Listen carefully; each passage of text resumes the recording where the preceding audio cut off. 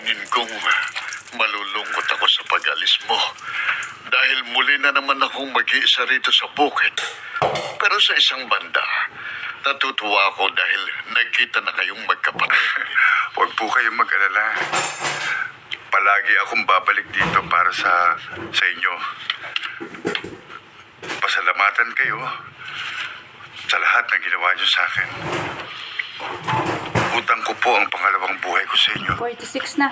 Kaya hindi ko po kayo makakalimutan. Basta't kahit anong oras na gusto mong dumalaw rito, bukas ang bahay na ito para sa iyo, Miguel. Maraming salamat po sa pagkupkup niyo sa aking kapatid, Mang Mario. Napakabuti po ng inyong kalooban. Isang mabuting tao rin si Miguel, Ena. Tiyak. Kung nagkabaligtad kami ng sitwasyon o sa iba mang nangangailangan ng tulong, itataya rin niyang buhay niya para mapaglingkuran ang kapwa niya.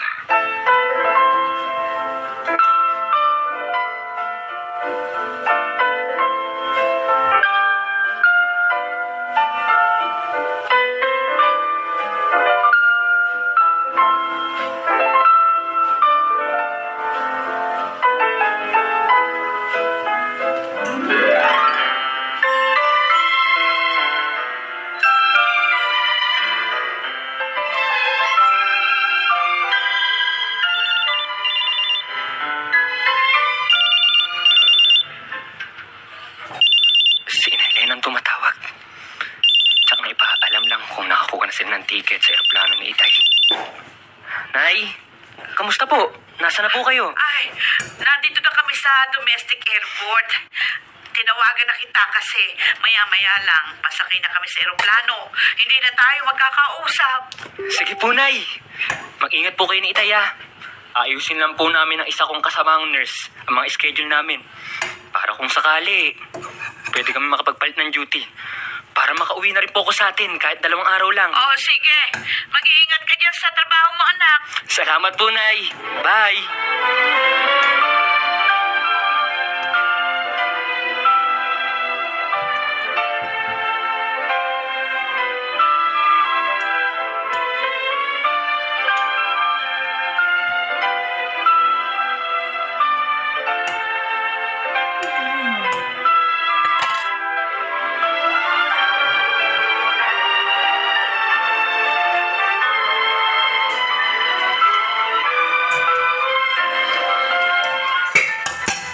Hindi pa rin nakikita ng Miguelito Rosales ang mensaheng.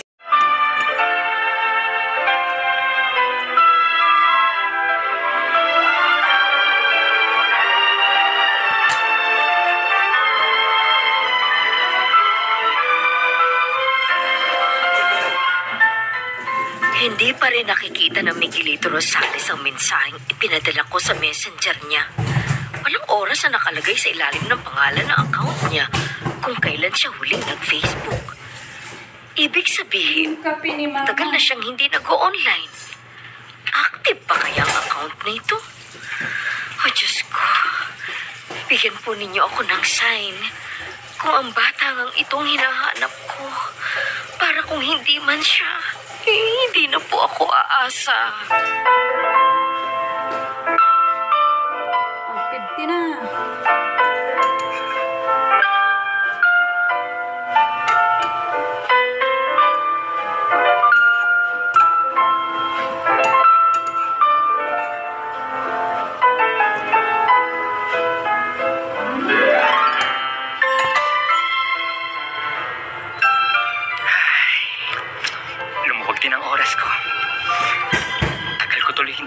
Sa Facebook.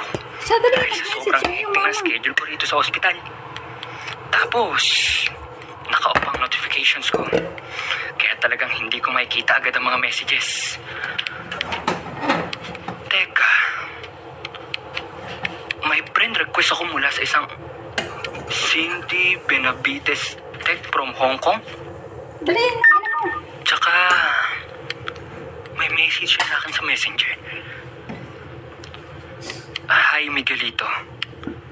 Curious lang kasi ako sa halos pagkakapareho nyo ng pangalan ng ama ng anak ko na si Miguel Rosales.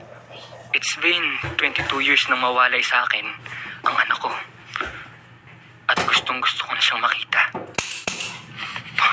Oh God! Cindy Benavides, ang pangalan ng aking ina, na narinig ko mula sa pag-uusap ni na Ina Elena at Itay.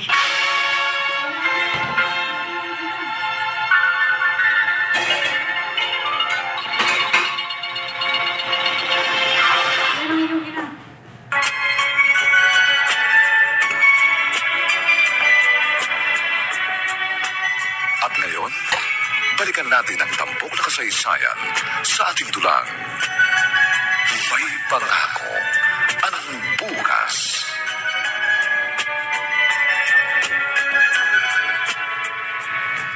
Ay, naku, Miguelito. Nung mag-text ka na darating ka ngayon, ayan, nagluto agad ako ng paborito mong minuto. O, sige na. Message sa kanya ang isang Cindy Benavides sa FB na nakabase sa Hong Kong at hinahanap yung kanyang anak. Mahigit 20 taon na yung nakalilipas. Alam mo, bigla akong kinabahan. Alam mo, naniniwala ako, si Cindy yun, Miguel. Anak, totoo bang sinasabi ng Ina Elena mo? Opo, Tay. Eto po. Tignan niyo po ang profile picture niya sa Facebook. Patingin. Si Cindy ka? Oo nga. Eh, si Cindy nga yan. Siya ang iyong ina, Miguelito.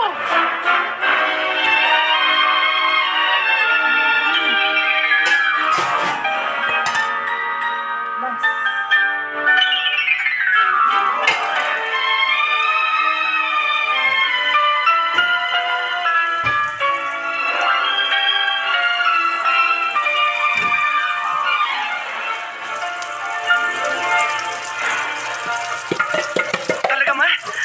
Pupunta po tayo sa Pilipinas? Yes, son. Finally! Sumagot ang Kuya Miguelito mo sa messages ko. Hindi ako iniligaw ng kutob ko. Siya nga ang kapatid mo hinahanap natin. Yes! Pilipinas! Ma, Andiyan na ako! Kuya, magkikita na rin tayo! Ang saya-saya! I'll view the flight schedules online para makakuha tayo ng pinakamaagang flight from here to Philippines. O, basta mag-ready ka, ha? Yes, Ma. Magkikita na kayo ng kuya mo, gaya ng pinapangarap mo.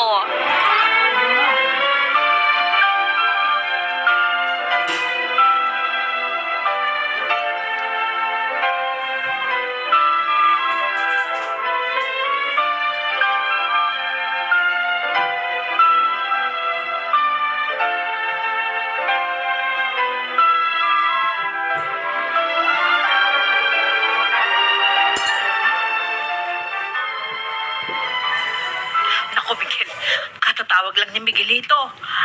Nag-chat daw sila ng matagal ni Cindy. At hiniling ba na magkita raw sila mag-ina. Kaya nga darating dito sa Pilipinas sa linggo, uuwi. Totoo bang sinasabi mo? Oo, totoo. Alam mo, ako man hindi ako makapaniwala na mangyayari pa yun sa pagitan ni na Cindy at Miguelito. Yung posible pa rin pagtatagpo ng kanilang mga landas. Isipin na lang, ha? Napakarami nang naganap sa nakaraan. Alam ko, hindi nagbagong pagmamahal sa kanya ni Cindy. Naniniwala ako, sa loob ng mahabang panahong nagdaan, hinahanap pa rin niya ang kanyang anak.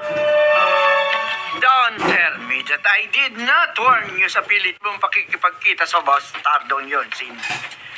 Pagsasamantalahan lamang niya ang kainaan mo pagdating ng araw. Tulad ng kanyang ama. Pag-iinteresan din tayo po kumain. Ano po ang pagkain namin? Ayan. Correct? Sorry. Ayan. Oranges.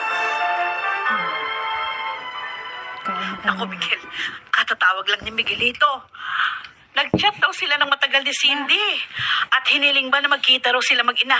Kaya nga darating dito sa Pilipinas sa linggo, uuwi. Totoo bang sinasabi mo? Oo, totoo. Alam mo, ako man hindi ako makapaniwala na mangyayari pa yun sa pagitan ni na Cindy at Miguelito.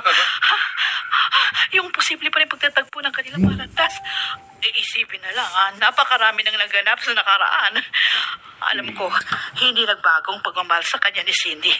Naniniwala ako, sa loob ng mahabang panahong nagdaan, hinahanap pa rin niya ang kanyang anak. Don't tell me that I did not warn you sa pilit mong pakikipagkita sa Lagyan natin ng bastardong pretzel, yon, mami. Cindy. Malambot eh. Pagsasamantalahan lamang niya ang kahinaan mo pagdating ng araw. Tulad ng kanyang ama. Ma, Pag-iinteresan din niya ang pera mo. gusto ni mama yung Patutunayan ko sa inyong mali ang pagkakakilala niyo sa kanila, ma'am. Mabubuti silang tao. Hindi sila mukhang pera. Dahil sa kabila ng mahirap na pamumuhay na kanilang dinanas, Sure ba? nagsikap sila upang maiangat ang katayuan nila sa buhay May egg. sa pamamagitan ng kanilang mga determinasyon. Sa huli, kakatigan mo rin ang mga sinabi ko, Cindy. Ma'am, wala na akong panahon makipagtalo pa sa'yo. Maagang flight namin ni Jules. Bye. Babalik ka rito nagsisisi, Cindy! Tandaan mo yan! Pakatandaan mo yan!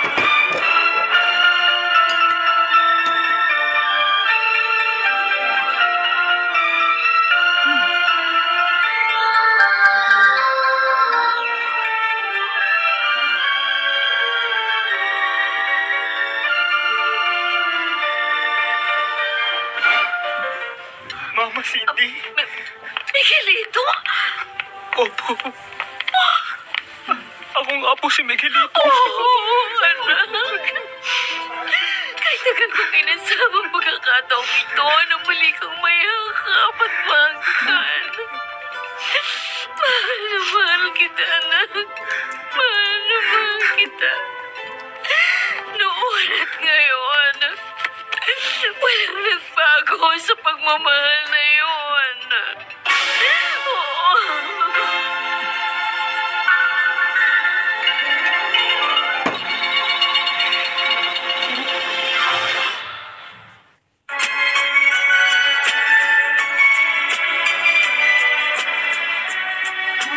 At ngayon, balikan Yun, na iniwang kita kay Ate Lena. Wala akong hiniling sa Diyos, kundi ang muling pagtagpuin ng ating mga landas, Miguelito. Araw-araw, binibilang ko mga araw ng ating pagkakawalay. Nang mabasa ko pong message niyo sa messenger, sabik na sabik din po ako makita kayo. Ngayon ko naramdaman ang isang kumpletong kahulugan ng buhay. Ngayong natagpuan na kita, anak. Isa na siyang registered nurse ngayon, Cindy. Lena? Yung pagkaka-duty niya bilang nurse doon sa baryo, yun yung naging daan para magkita sila ni Miguel na naka-confine naman doon sa ospital sa Cagayan de Oro. Kasi doon napadpad si Miguel pagkaraang mawala ng gabing yun nung malakas ang ulan. Mahigit 20 taon. Katulad ng mahabang panahon yon ang pagkahanap mo sa ating anak. Ganon din kahabang panahon na nawalay ako sa kanya, Cindy. Ate Lena? Miguel? Napalago ko sa negosyo yung malaking halagang iniwan mo kay Miguelito na ginamit ko naman para matugunan yung kanyang mga pangangailangan habang siya'y lumalaki.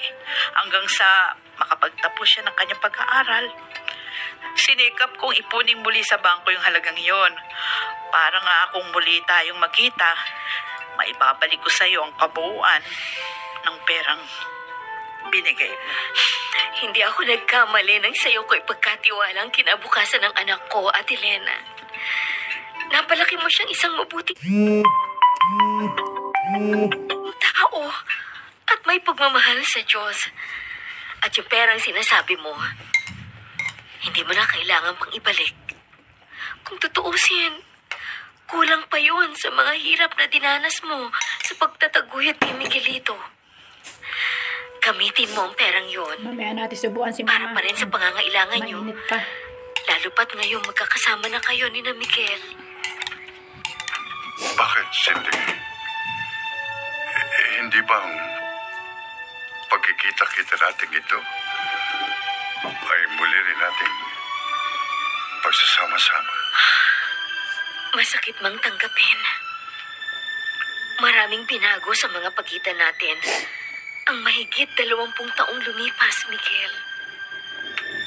Pero nang makita kong nasa maayos na kayo ng kalagayan, lalo na si Miguelito, nawala ang sumbat sa konsensya ko. Lumuwag ang kalooban ko. Sa pagbabalik ko sa Hong Kong, makapamumuhay